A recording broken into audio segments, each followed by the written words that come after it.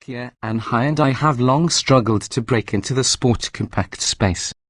And to be fair, it's a tough nut to crack, what with favourites of ours like the Volkswagen GTI and Ford's Fiesta ST and Focus ST clogging up the tubes. Korea's attempts to court enthusiasts thus far, including the Hyundai Veloster Turbo and the Kia Forte SX Turbo, have fallen just short of true hot hatch status, largely due to detail shortcomings such as vague steering and rubbery shift action. At first glance, the new turbocharged version of the Kia Soul seems to be playing a similar sort of game. Red exterior accent lines are evocative of the GTI's aesthetic, a flat-bottomed steering wheel suggests some degree of raciness, and larger 18-inch wheels give the boxy Soul a more athletic stance. It also has a 1.6-litre turbocharged engine for making 201 horsepower and 195 lb-ft of torque. Not exactly bun-burner numbers, but not shabby, either. Think warm QF, not hot hatch. Kia is keen to point out that the Soul is not at all a sport compact or a hot hatch. Rather, it's a small crossover set up to compete with the likes of the Mazda CX-3, Chevrolet Trax, and Fiat 500X. The Soul is already the bestseller in that segment, and Kia wants to keep the good times rolling. Buyers had been asking for two things, more power and all-wheel drive.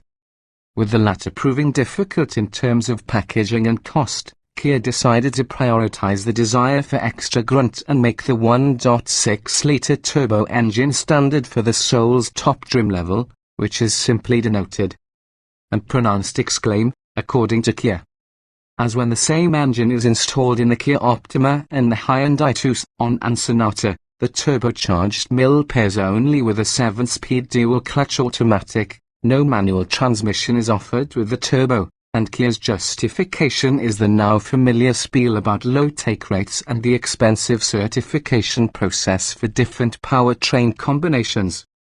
If you want a manual gearbox with this engine, Kia will happily steer you toward a Forte 5 SX turbo hatchback with a 6-speed stick.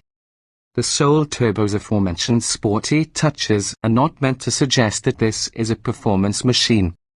Its basic suspension setup is the same strut front and torsion beam rear as the lesser models in the lineup, although Kia says the turbo's springs and dampers are tuned slightly differently.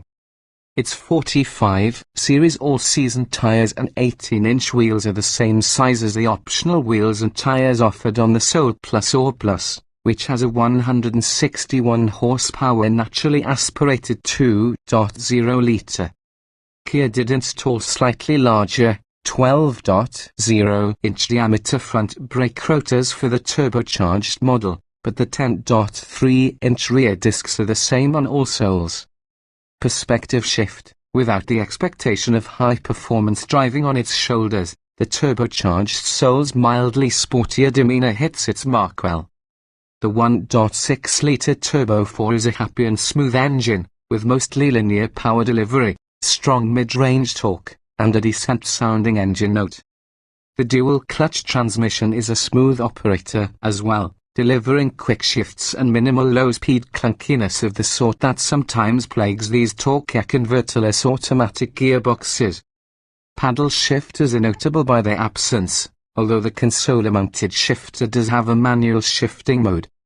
We preferred driving in the sport mode, which adjusts transmission shift points and throttle response to be a bit more aggressive. The gearbox can be reluctant to downshift in normal mode, which combines with a bit of turbo lag to make for a less eager attitude. Choosing sport mode also makes the steering feel a bit heavier but doesn't change the electrically assisted steering rack's lack of feedback and instant feel. Even so, the Soul's stiff structure and well-tuned damping make for a satisfying balance of ride and handling, at least on the glass-smooth pavement in Northern California where we drove the new model. Body roll is nicely controlled in corners. The all-season rubber has a reasonably high grip threshold when pushed on twisty roads, and there's a commendable lack of torque steer. While the Soul Turbo is short on the fluidity and harmoniousness of the best compact cars such as the Volkswagen Golf and the Mazda 3, The Mazda CX-3 is the only small crossover that surpasses the Soul's overall dynamic goodness. It also offers all-wheel drive, the missing element in Kia's contender. The squared-off Soul shames the CX-3, and nearly all other subcompact crossovers, in terms of practicality and interior space. The cabin is airy and spacious, with good sightlines all around, an expansive rear seat with plenty of headroom, and a large cargo area that easily expands by folding the back seat flat. With the seats down, there is up to 61 cubic feet of space back there, which tops even the versatile Honda HR-V. Pricing is another strong suit for the Soul Turbo, which starts at $23,500, just $1,350 more than last year's Soul model with a 2.0-litre naturally aspirated engine. That starting price brings a decent amount of standard kit, including push-button start and Android Auto, Apple CarPlay, even our loaded test car with a panoramic sunroof, blind spot detection, navigation, and a Harman Kardon audio system topped out at a still reasonable $27,620. As with other Soul models, the interior layout is ergonomically sound, and material quality is top-notch in the sub-$30,000 arena.